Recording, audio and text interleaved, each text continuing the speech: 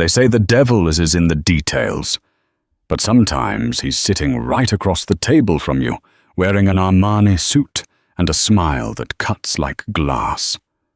Harrison thought he had won. He watched his wife Evelyn pick up the pen, her hand trembling, ready to sign away a 10-year marriage and $1 billion empire for absolutely nothing. He mocked her silence. He laughed at her defeat.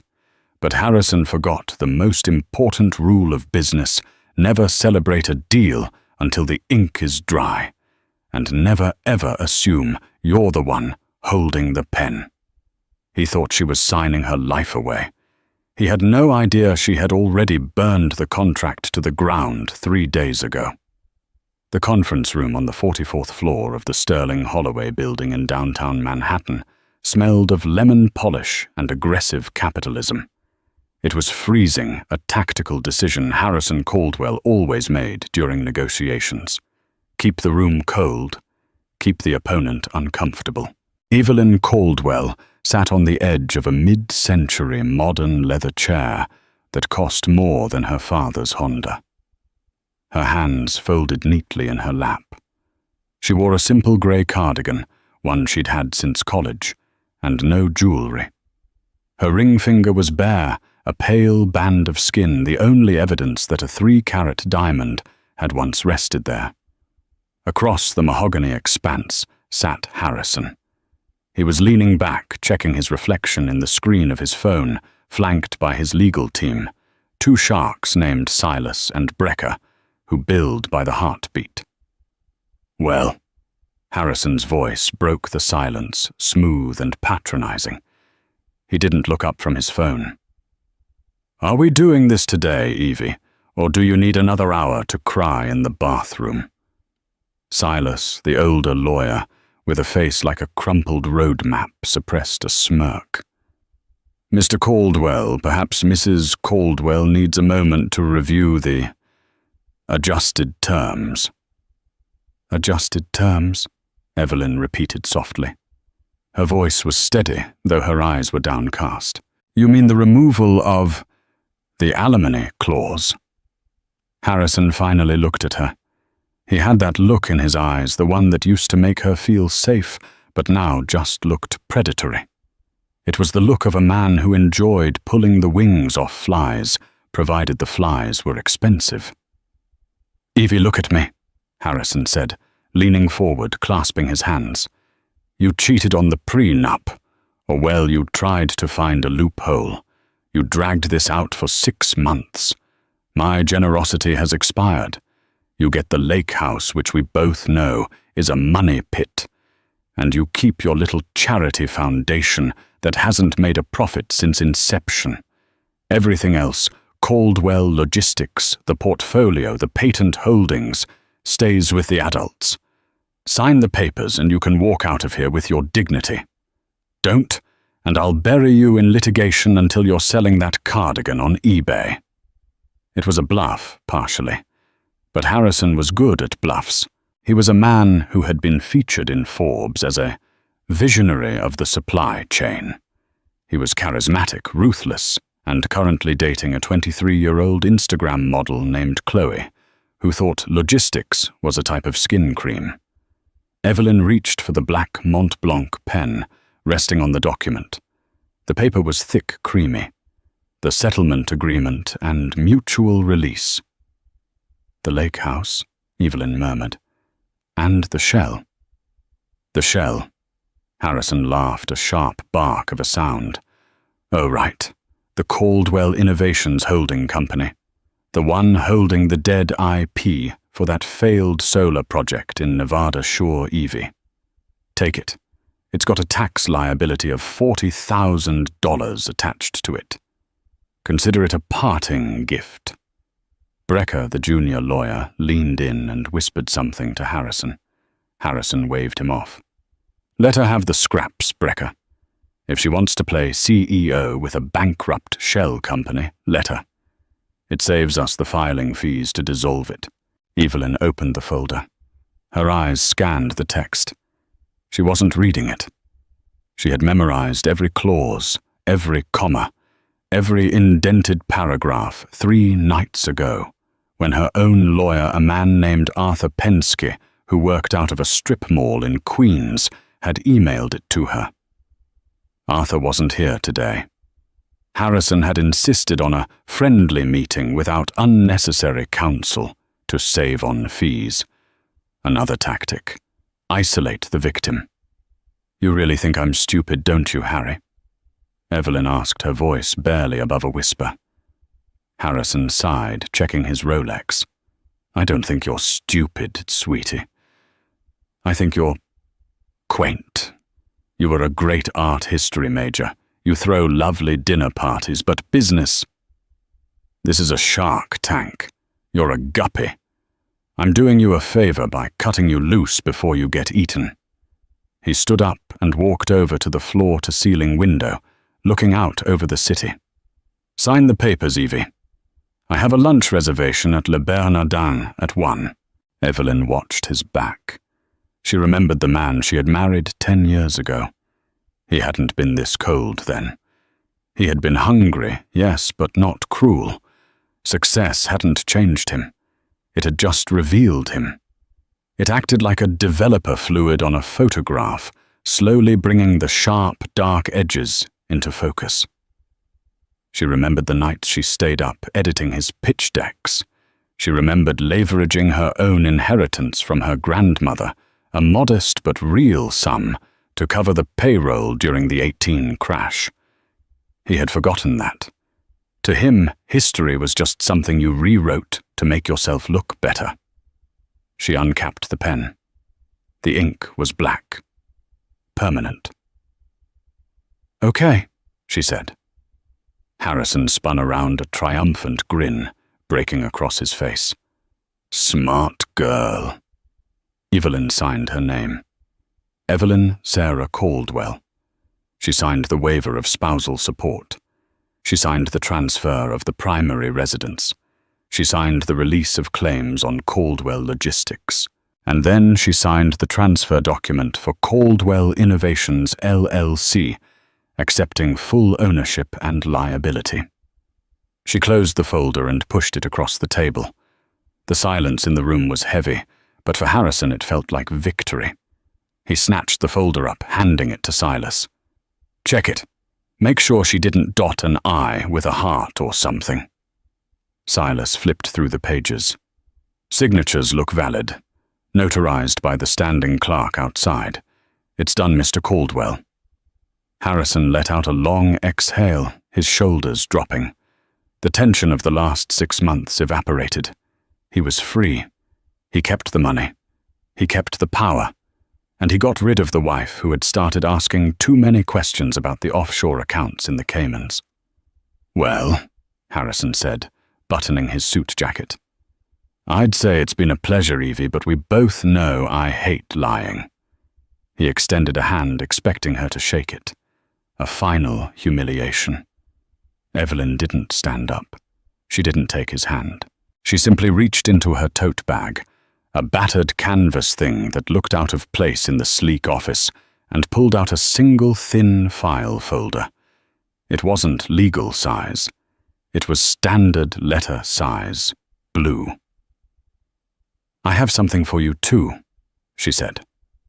Harrison frowned, his hand dropping. "What is this? A love letter? A beg for a second chance?" "No," Evelyn said. "It's a notification. Since I am now the sole owner of Caldwell Innovations LLC, and you have just legally severed all ties to it, waiving any right to its internal governance or assets. I thought you should see the minutes from the board meeting I held this morning." Harrison chuckled, looking at his lawyers. "She held a board meeting for a company with no employees and a negative bank balance. That's adorable." "Just read it, Harrison," Evelyn said. Her eyes finally locked onto his. The meekness was gone. The fear was gone. In its place was a flat, cold boredom. Harrison, annoyed, took the blue folder. He flipped it open. He scanned the first page. His brow furrowed. He flipped to the second page. His face went pale. "What is this?" he whispered. "It's the transfer deed," Evelyn said, standing up and smoothing her skirt. "You see, Harrison, you were so focused on Caldwell logistics, the shipping trucks, the warehouses, the visible noise, that you forgot how you structured the company back in 2019. Harrison looked up, his eyes wide. That's not possible.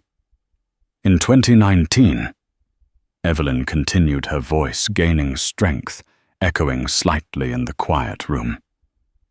To avoid a massive tax hit from the European expansion, you moved the intellectual property, the proprietary software that runs your entire logistics fleet, into a separate holding entity. You moved it into Caldwell Innovations. "No," Harrison stammered. "No, we moved it back. Silas, we moved it back in 2021. Silas was frantically typing on his laptop. I'm checking the records, sir. The paperwork was drafted.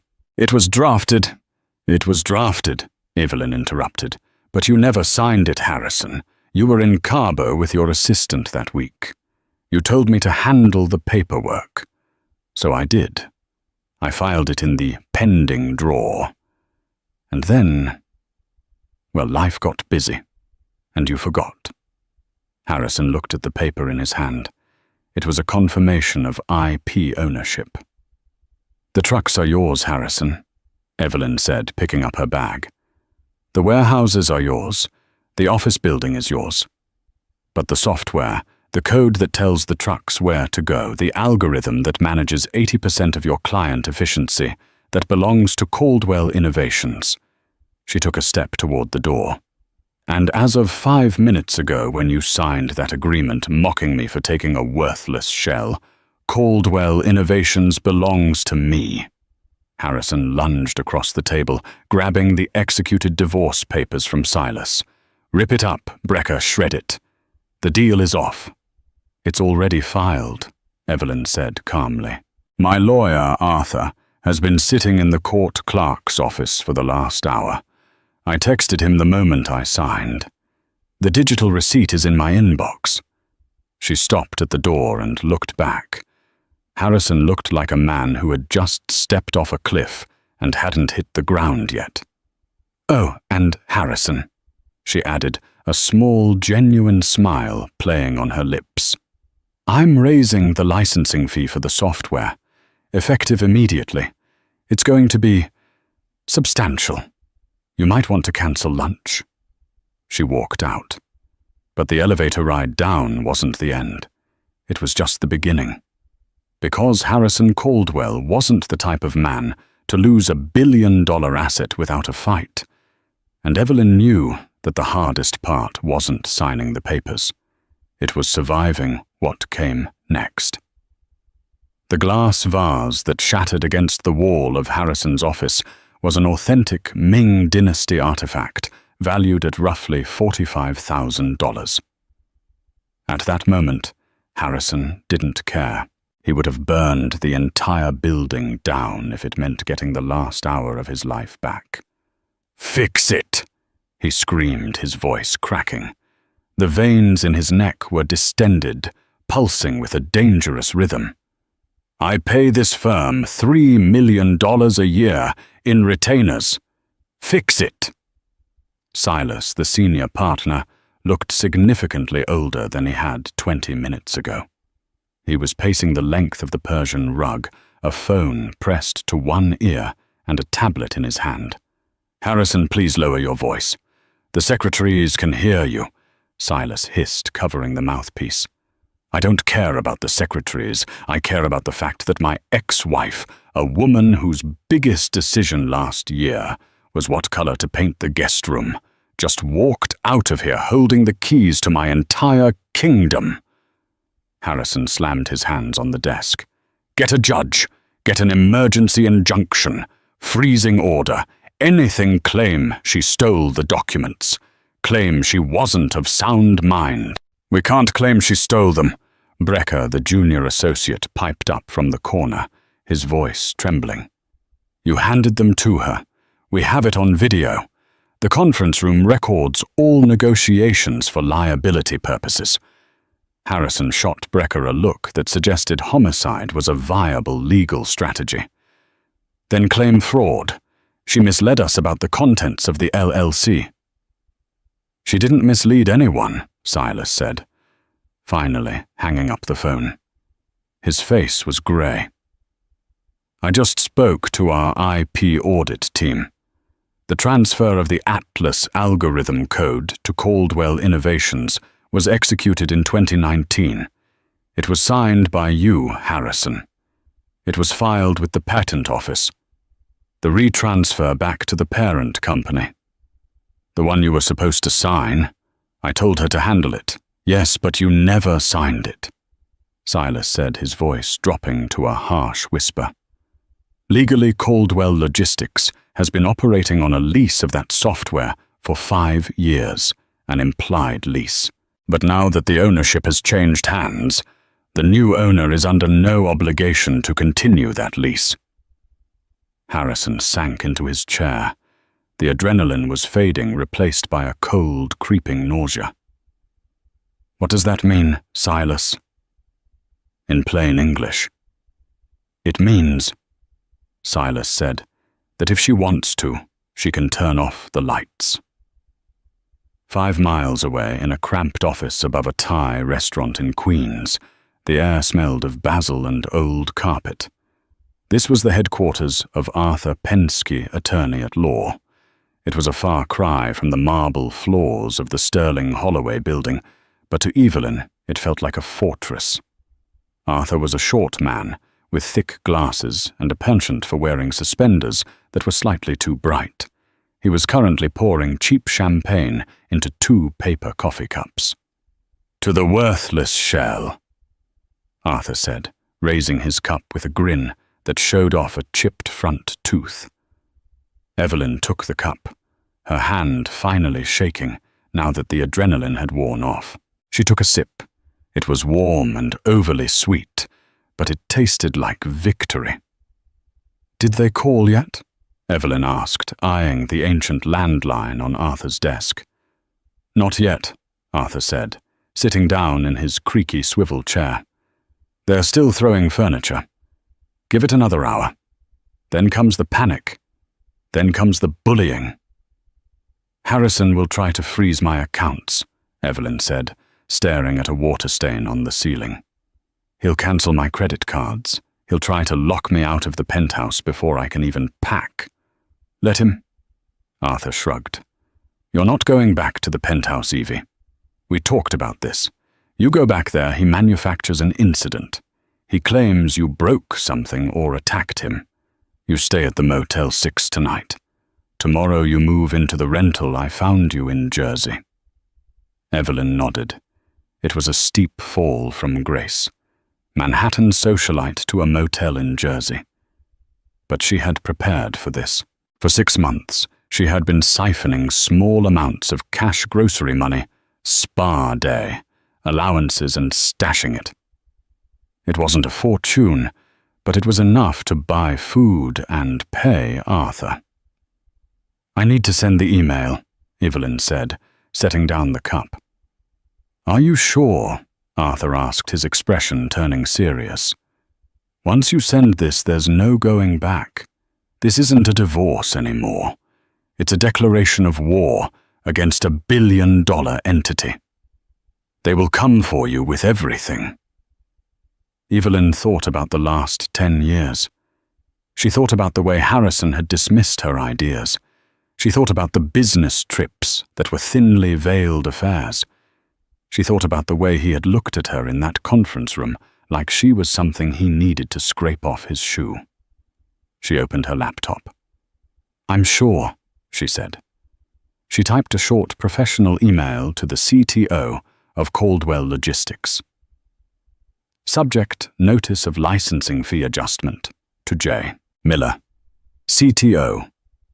From Evelyn Caldwell, CEO, Caldwell Innovations, LL, So, dear Mr. Miller, please be advised that the implied license for the use of the Atlas logistics algorithm has been terminated effective immediately due to a change in ownership.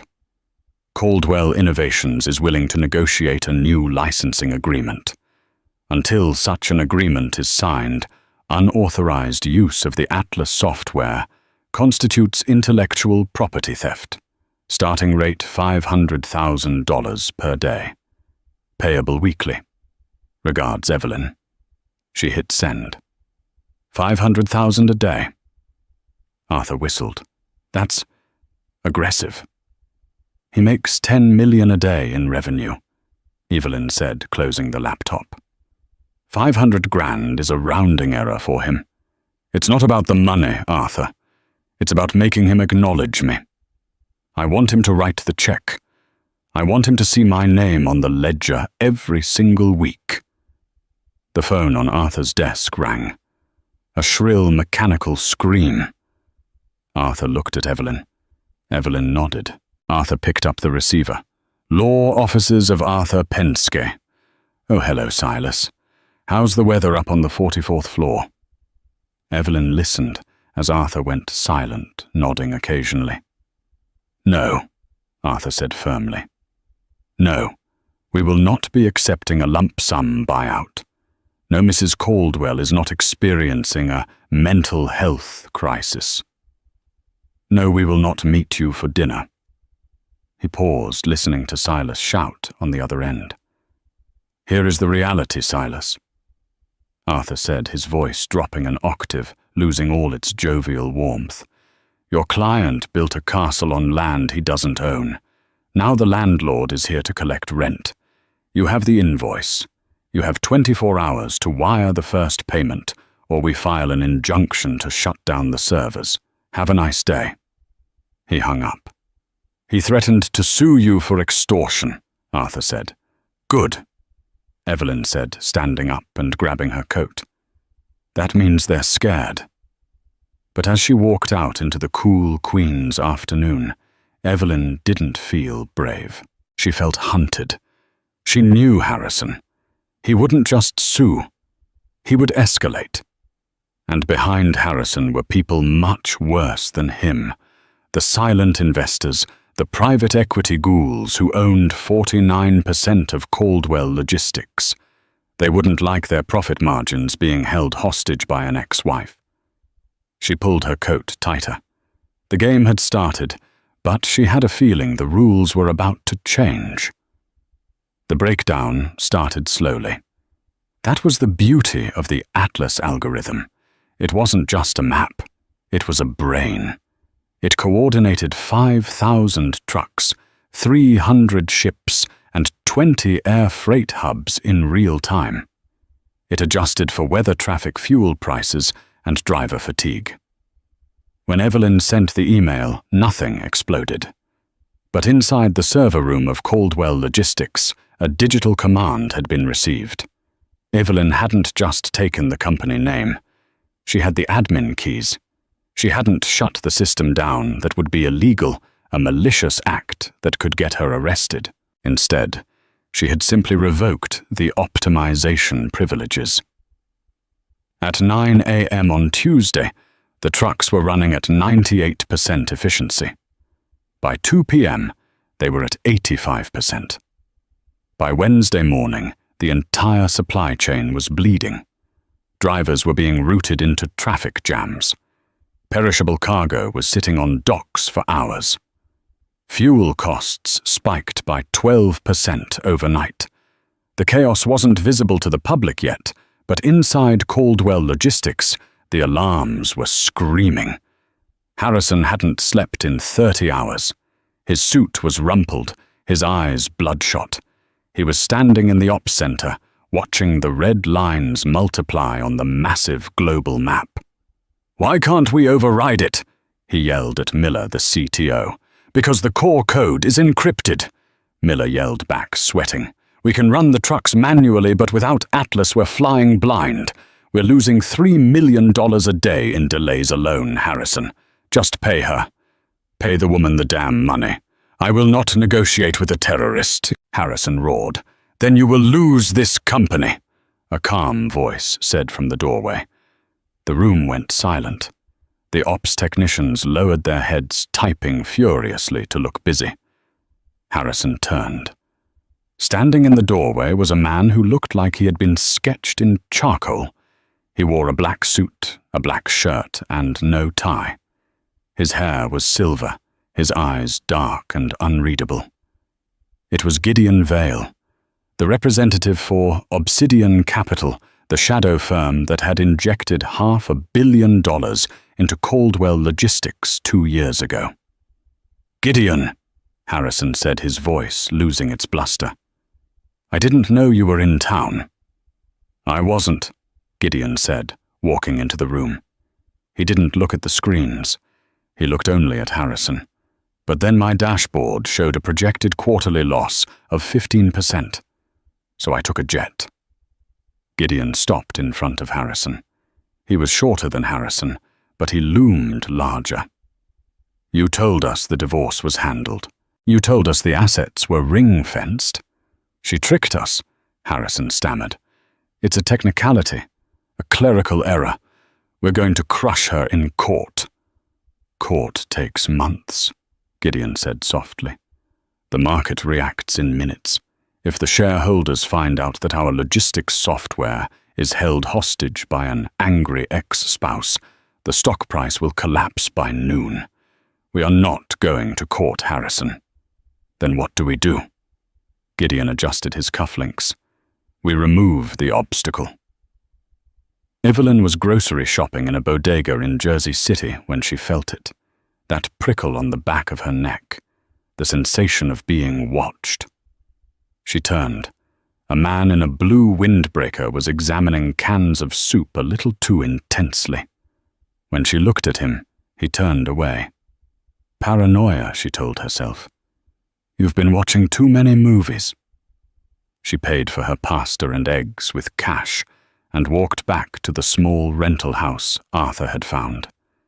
It was a bungalow with peeling paint, but it had a heavy deadbolt. She locked the door and sat at the kitchen table. She opened her laptop. New message from Caldwell, logistics accounts, payable. Attached wire transfer receipt, $500,000. Harrison had paid. The first day's ransom. Evelyn let out a breath she didn't know she was holding. He had blinked. But the relief was short-lived. Her phone buzzed. Unknown number. Hello. Mrs. Caldwell, a voice said. Smooth, cultured, chilling. This is Gideon Vale. Evelyn froze. She knew the name. Harrison had mentioned him only in hushed tones. The money man. The man who didn't attend board meetings, but decided the votes. Mr. Vale, Evelyn said, keeping her voice steady. To what do I owe the pleasure? If this is about the licensing agreement, you can speak to my lawyer. I don't speak to lawyers, Evelyn. Lawyers are for people who intend to follow the law.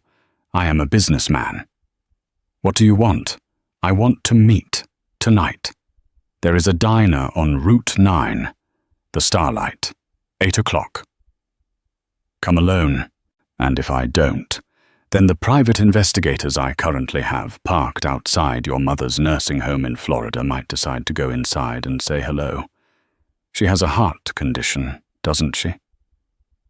Startling easily, I hear. The blood drained from Evelyn's face. You leave her out of this. 8 o'clock, Evelyn. Don't be late. The line went dead. Evelyn sat there, the phone slippery in her sweating hand. This was the escalation Arthur had warned her about. Harrison was a bully, but he wasn't a gangster. Gideon Vale was different. She called Arthur. Don't go, Arthur said immediately. It's a trap. We call the police. And tell them what? Evelyn said, pacing the small kitchen. That a venture capitalist asked me to dinner, They won't do anything until something happens, and I can't risk my mother, Arthur. Evelyn, these people play for keeps. I know, Evelyn said. Her fear was hardening into something else. Anger. Cold, sharp anger. They thought they could scare her. They thought she was just a housewife who got lucky.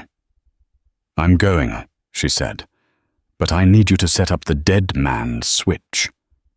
The what? Access the server. Evelyn commanded. Her voice dropping into a tone Harrison would have recognized the tone she used when she was fixing his messes. I want you to write a script. If I don't log in and enter a password every 6 hours, I want the Atlas code to delete itself. Not just shut down. Wipe. Irrecoverable. Evelyn, that's nuclear. If you destroy the code, you destroy the value of the asset you own. You'll be left with nothing. If I don't come back from this diner, Arthur, I won't care about the asset. Do it. The Starlight Diner was a chrome and neon relic from the 50s. It was half empty. Evelyn slid into a booth near the back. Gideon Vale was already there. He was cutting a piece of cherry pie with surgical precision. You're punctual, he said, not looking up. I like that. It suggests you value time. Harrison wastes time.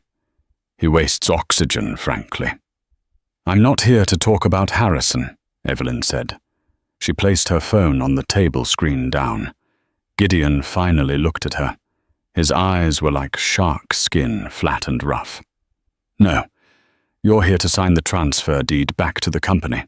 I have the papers right here, and a check for $2 million. A generous severance. The asset is worth $1 billion, Evelyn said. To us, Gideon corrected. To you, it's a target on your back. You're playing a dangerous game, Mrs. Caldwell. You've embarrassed powerful men. You've disrupted commerce. Do you think we're going to let you keep bleeding us for $500,000 a day? I think you don't have a choice, Evelyn said. Because if anything happens to me, if I have an accident, if I vanish, if my mother gets startled, the code disappears. Gideon paused his fork, hovering halfway to his mouth. Excuse me, I have a dead man's switch. Evelyn lied. Well, it was a half lie.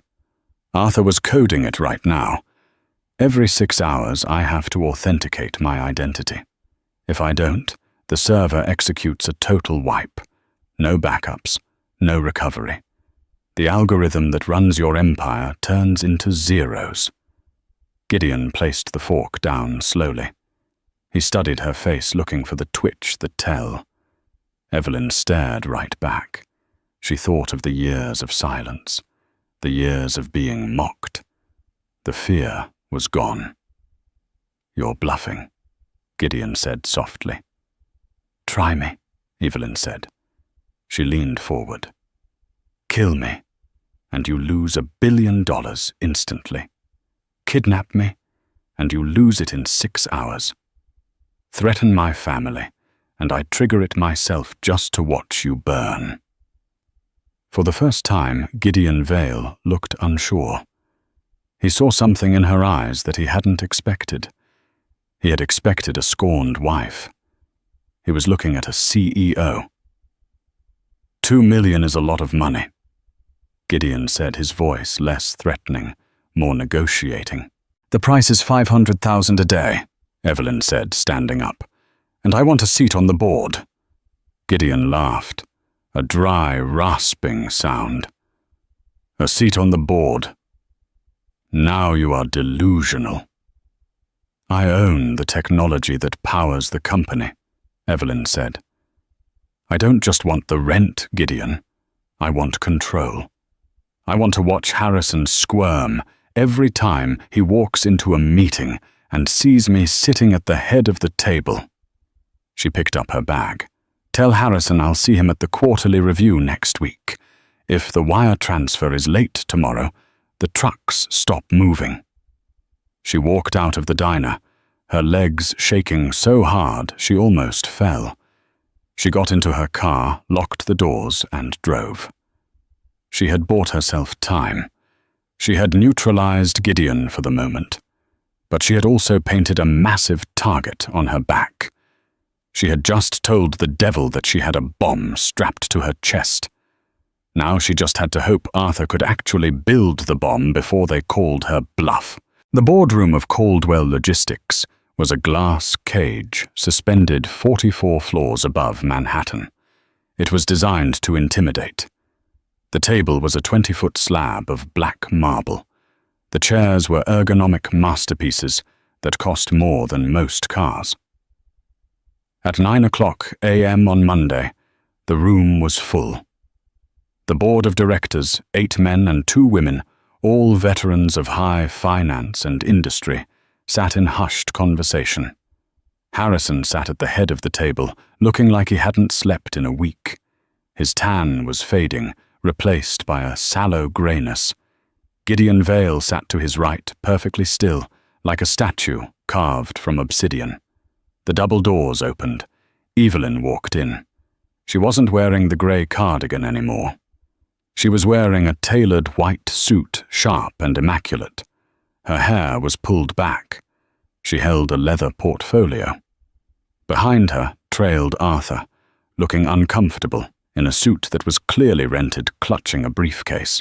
"Gentlemen, ladies," Evelyn said, her voice projecting clearly. She walked to the empty seat at the opposite end of the table, the seat usually reserved for the CFO. "I believe I'm late. Traffic in the tunnel was a nightmare." Harrison stood up, his knuckles white as he gripped the marble. "You don't have a seat here, Evelyn. Get out." "Actually," Gideon's voice cut through the air, "she does." Harrison whipped his head around to look at Gideon. The betrayal was palpable. "Mrs. Caldwell controls the intellectual property that constitutes our primary operational asset," Gideon said, his eyes fixed on the table. "Under the bylaws, any stakeholder with a controlling interest in critical infrastructure is entitled to observer status. Sit down, Harrison." Harrison sat, his jaw working furiously. Evelyn took her seat. She opened her portfolio. "Shall we begin? I've reviewed the quarterly projections. They look optimistic, given the current licensing fees you're paying." The meeting was a bloodbath. For 2 hours, Evelyn didn't just observe. She dissected. She asked about the fuel hedging strategy, which was flawed. She questioned the expansion into Southeast Asia, which was over budget. She used the knowledge she had gained from years of listening to Harrison vent at the dinner table details he thought she had ignored. Harrison tried to interrupt her. "She doesn't know what she's talking about. She's an art history major." "And you," Evelyn countered, looking him dead in the eye, "are a CEO who forgot to sign a contract that cost this company $50 million in projected fees this quarter alone. Perhaps we should discuss competence, Harrison." The board shifted uncomfortably.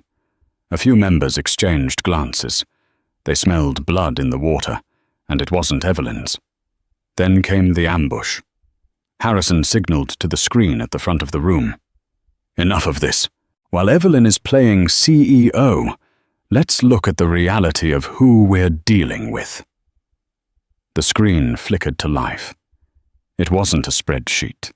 It was a video. It was grainy footage clearly taken by a private investigator. It showed Evelyn outside the Motel 6 in New Jersey, looking disheveled, carrying bags of fast food. Then it cut to her visiting Arthur's run-down office. "This is the business titan holding us hostage," Harrison sneered. "She's living out of a motel, or Intel. She's broke. She's desperate. This licensing fee isn't business strategy. It's alimony by another name. She's mentally unstable, fueled by vindictiveness. I move for a vote of no confidence in her standing. We file for emergency conservatorship." The room went silent. It was a low blow. Cruel. Public humiliation. Evelyn felt the heat rise in her cheeks. She looked at the faces around the table. They were looking at her with pity, with disdain. "Is that all?" Evelyn asked. Her voice didn't waver, though her heart was hammering against her ribs. "It's enough," Harrison said. "You're a fraud, Evie. Go back to the motel." Evelyn stood up. She walked slowly towards the screen, standing in the light of her own grainy image. "It's true," she said to the room. "I am living in a motel. My accounts were frozen by Harrison's lawyers. I have been stripped of the lifestyle I helped build. But do you know why I'm in a motel?" She turned to face Harrison. "Because I spent the last of my liquid cash paying the server fees to keep your algorithm running this morning. Because while you were hiring investigators to stalk me, I was ensuring that the shipment of medical supplies to Chicago arrived on time. I prioritized the company. You prioritized your ego." She turned back to the board. "Harrison calls me unstable. I call myself the only person in this room who actually owns the thing that makes you money. You can vote to ignore me. You can vote to sue me. But if you do ask yourselves, do you trust Harrison to fix this? The man who broke it." She sat down. The silence stretched. Then the woman to Evelyn's left, the CEO of a major retail chain, spoke up. "She has a point, Harrison. The IP issue is an existential threat. Personal attacks don't solve it." Harrison looked around the room. He was losing them. "Fine," Harrison spat. "We form a special committee to negotiate a buyout, but she doesn't get a vote." "Agreed," Gideon said. "Meeting adjourned." As the room cleared, Harrison leaned in close to Evelyn. "You won a round, Evie," he whispered, his breath hot on her ear. "But you're still sleeping in a motel. And motels, they're not safe places. Accidents happen." Evelyn didn't flinch. "Try it, Harrison, and see what happens to your precious trucks." She walked out with her head high, but as soon as the elevator doors closed, she slumped against the wall. "That was too close." Arthur wiped sweat from his forehead. "He's getting desperate. Desperate men do stupid things." "I know," Evelyn said. "We need leverage, real leverage. The algorithm isn't enough anymore. We need dirt." The following week was a game of cat and mouse. The licensing checks arrived, but always at the last possible minute. Strange cars were parked outside Evelyn's rental house. Her phone clicked when she made calls. Evelyn and Arthur were working out of the basement of the rental, now treating it like a war room. They were digging through the old data backups Evelyn had on an external hard drive, files she had saved from the family computer before she left. "Here," Evelyn said, pointing at a spreadsheet. "Look at this. Project Orion." "What is it?" Arthur asked, peering at the screen. "It's a subsidiary Harrison set up in 2022. It's listed as a consultancy firm. But look at the payments. $5 million a month going to an account in Cyprus." "Kickbacks?" Arthur asked. "Or bribes," Evelyn said. "Caldwell Logistics got the government contract for military transport last year. If he was paying someone off to get that contract." "That's federal prison time," Arthur whispered. "That's not just leverage. That's a kill shot." "We need proof," Evelyn said. "We need the bank records from the Cyprus account." "I know a guy," Arthur said. "He's unconventional. A forensic accountant who used to work for the IRS before he got fired for hacking. He can trace it. Call him." Arthur left to make the call. Evelyn stayed in the basement, staring at the screen. The blue light reflected in her eyes. She felt like she was drowning in the corruption. 2 hours later, Arthur came back. He looked pale. "He can do it," Arthur said, "but it will cost $50,000, cash." I have the licensing money, Evelyn said. I'll withdraw it tomorrow. The next day, Evelyn went to the bank. She withdrew the cash.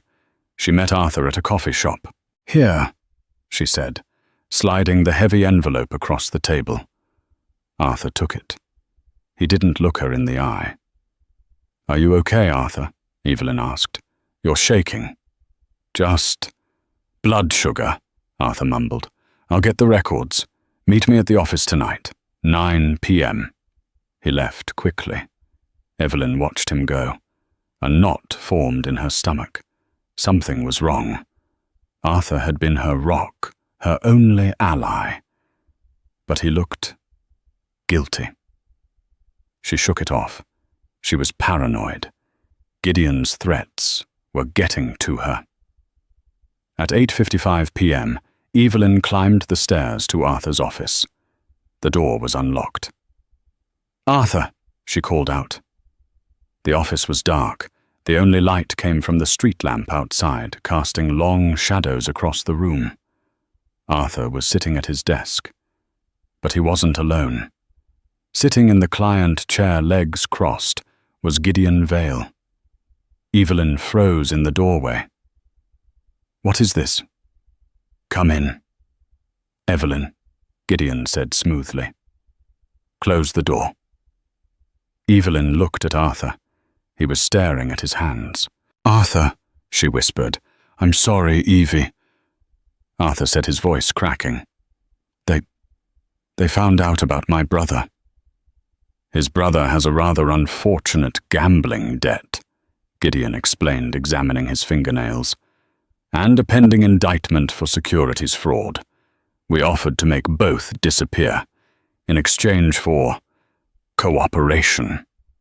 Evelyn felt the floor drop out from under her. You sold me out. I didn't have a choice, Arthur cried, looking up, tears in his eyes. They were going to put him in jail. Evie, he's the only family I have. What did you give them, Arthur? Evelyn asked, her voice cold as ice. The dead man's switch, Gideon answered. He held up a flash drive, or rather the access codes to disable it. Arthur was kind enough to provide the back-end entry. Gideon stood up. He walked over to Evelyn. It's over, Mrs. Caldwell. We have the codes. Our IT team is scrubbing the dead man protocol as we speak. In 10 minutes, the threat will be neutralized. And without that threat, you have nothing. He reached into his pocket and pulled out a document. The transfer deed. Sign it, now. And maybe I won't have you arrested for corporate extortion. Evelyn looked at the paper. Then she looked at Arthur. The man she had trusted. The man she had shared cheap champagne with. You took the 50,000 too, didn't you? She asked Arthur. Arthur nodded shamefully. Evelyn looked back at Gideon. The room felt very small. If I sign, she said, do I get to walk away? You get to walk away, Gideon said, penniless, but free. Evelyn took the pen. She looked at the document. It was the end. She had played the game, and she had lost. The house always wins. She brought the pen to the paper, and then she laughed. It was a low, dry laugh that made Gideon frown. Something funny, Mrs. Caldwell? Yes, Evelyn said, dropping the pen. You think Arthur is the only one who knows how to code? Gideon's eyes narrowed. What are you talking about? Arthur built the first dead man's switch, Evelyn said, looking at the sobbing lawyer with a mixture of pity and disgust. But I knew Arthur was weak. I knew you would get to him eventually. Everyone has a price, right, Gideon? She took a step back toward the door. So last night, after Arthur went to sleep, I installed a secondary protocol, a Judas protocol. It triggers not if I fail to log in, but if the primary dead man's switch is disabled by an external IP. Gideon's face went white. He pulled out his phone. He dialed frantically. Check the server. Check it now. He listened for a second. Then he threw the phone against the wall. It shattered. "What did you do?" he hissed, advancing on her. "I encrypted the data," Evelyn said. "It's not deleted. That would be wasteful. It's ransomed. The key is in my head, and unlike the dead man's switch, this one doesn't wait 6 hours. It's already locked. The trucks are stopping Gideon, right now." She opened the door. "You have Arthur," she said, "but I still have the company, and the price just went up to $1 million a day." She ran down the stairs, leaving Gideon standing in the dark, staring at the man who had failed him. But as she hit the street, Evelyn knew one thing for sure. There would be no more meetings, no more negotiations. Gideon wouldn't try to sue her or buy her out anymore. Now they would just try to kill her. Rain in New York City acts like a shroud. It blurs the lines between the sidewalk and the street, between the predator and the prey. Evelyn left her car 3 blocks from Arthur's office, abandoning the Audi that had a GPS tracker embedded in its chassis. She took the subway riding the N train all the way to Coney Island and back just to break the surveillance chain. She wasn't running aimlessly.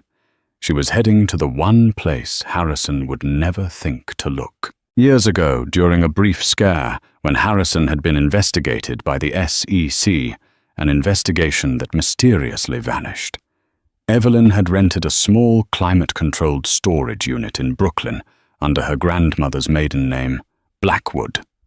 She had stored tax returns there, backup hard drives, and old family photos. Harrison thought she was sentimental. In reality, she was creating an archive of his sins. She arrived at the storage facility at 2:00 a.m. The neon sign buzzed ominously. "Secure keep." She punched in the code. The gate rattled open. Inside Unit 404, she found the metal lockbox.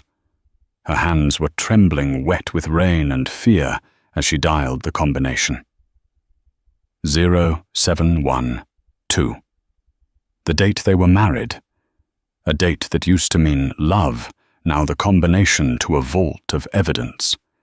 She opened it. There it was. The Project Orion hard drive. She had copied the files 3 days ago before Arthur turned on her. She hadn't told Arthur about the copy. It was the only secret she had kept from him, a lingering instinct from living with a liar like Harrison for a decade. Trust no one. Smart place to hide. A voice echoed down the concrete hallway. Evelyn froze. She turned slowly. Standing at the end of the corridor was the man in the blue windbreaker, Gideon's fixer. He held a silenced pistol loosely at his side. "How did you find me?" Evelyn asked, clutching the drive to her chest. "You're good, Mrs. Caldwell, but you're not a ghost. You used your debit card to buy a Metro card. Sloppy." He walked closer, his footsteps heavy. "Give me the drive. Gideon is willing to offer you a new deal. You live. That's the deal." Evelyn looked around. A concrete box, no exit, no windows. "And if I refuse, then you're a tragic victim of a robbery gone wrong in a bad neighborhood." He raised the gun. "Wait," Evelyn screamed. "The drive is encrypted without the password. It's a paperweight. If you kill me, the password dies. And the Judas protocol stays active.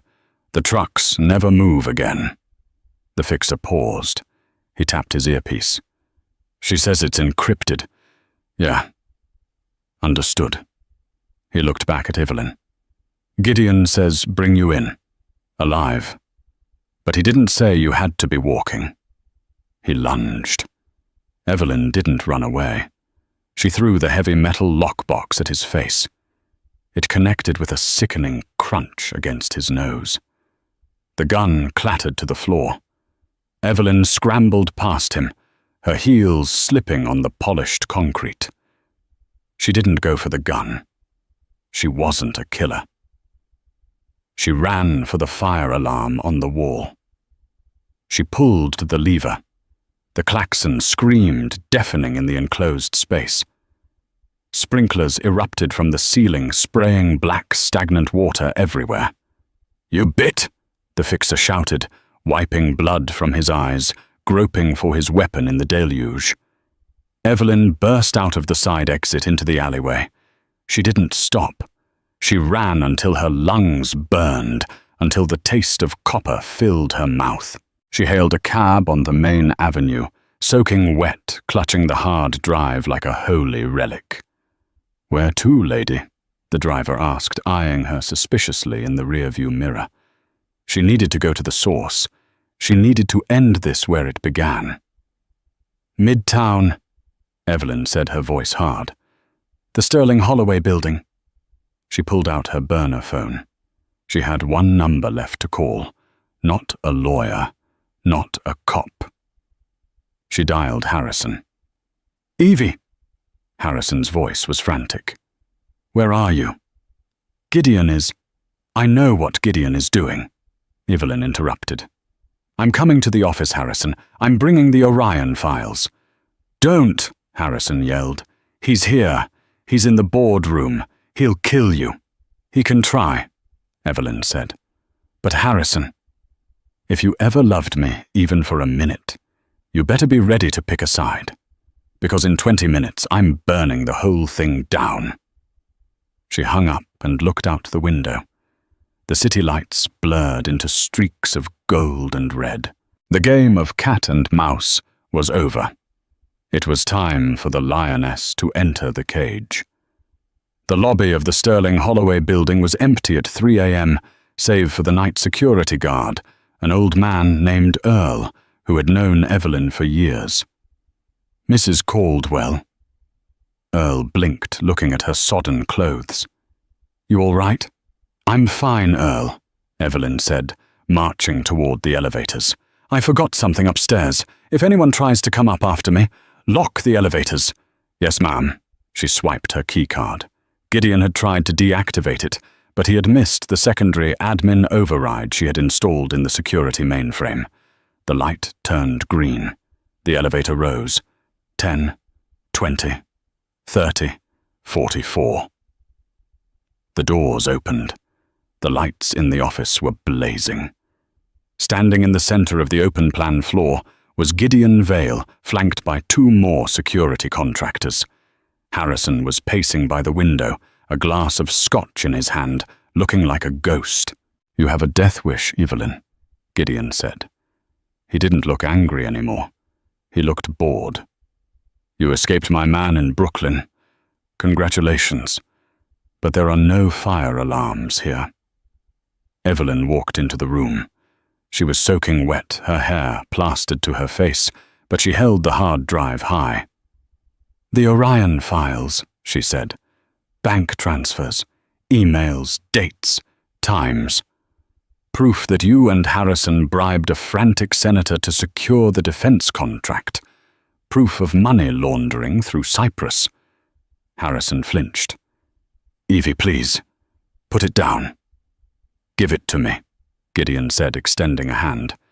"And I will let you walk out. I'll even release the trucks. We can call it a draw." "A draw?" Evelyn laughed. She walked over to the nearest workstation, a desk belonging to a junior analyst. She plugged the hard drive in. "What are you doing?" Gideon signaled his men. They drew their weapons. "Don't shoot!" Harrison screamed, stepping between them and Evelyn. "If you shoot her, the noise triggers the building sensors. The police will be here in 2 minutes." "I own the police," Gideon roared. "Move, Harrison." Evelyn's fingers flew across the keyboard. "You might own the local precinct, Gideon, but do you own the NASDAQ?"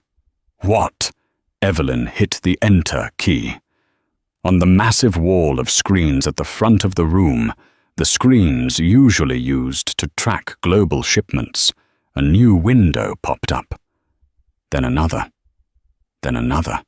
"I just uploaded the Orion files to the SEC whistleblower portal," Evelyn said, her voice cutting through the tension.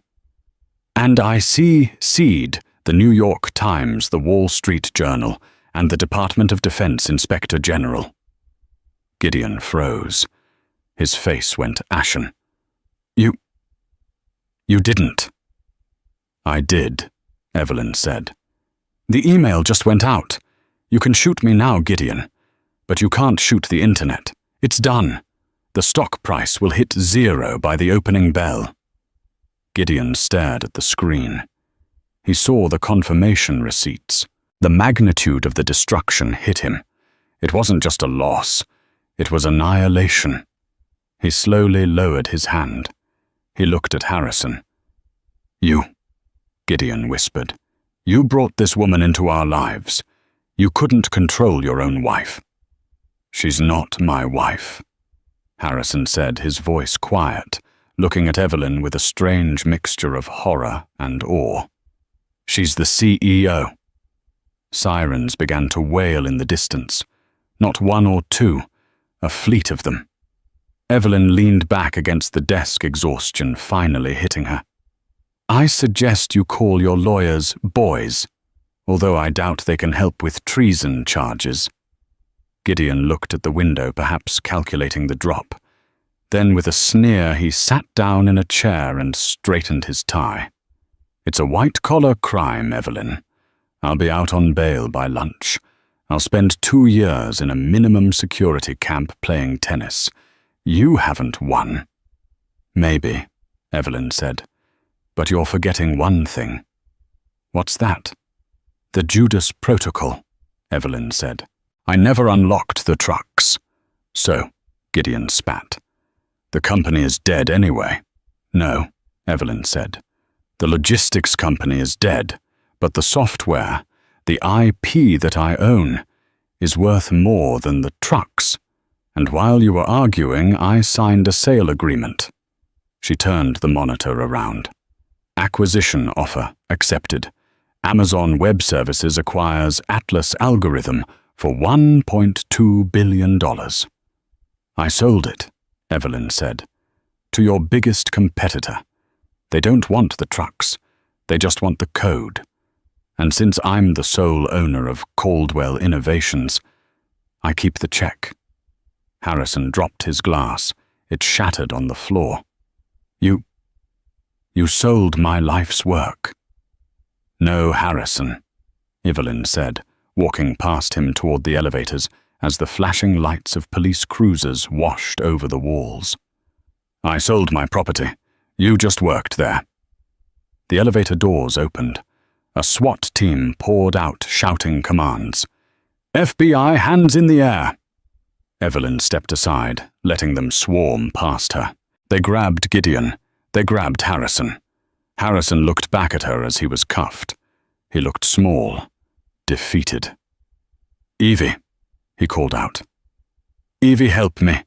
I'm your husband. Evelyn pressed the button for the lobby. As the doors began to slide shut, framing Harrison's desperate face, she offered him one last small smile. Sorry, she said. I don't recall signing a contract for that. The doors closed. 6 months later, Evelyn sat on the terrace of a villa in Lake Como. The sun was warm, the air smelled of jasmine. She wore a simple dress, but on her finger was a new ring, a massive sapphire she had bought for herself. Her phone buzzed. It was a notification from the news. Gideon Vale, sentenced to 25 years for racketeering. Harrison Caldwell accepts plea deal, 8 years in federal prison.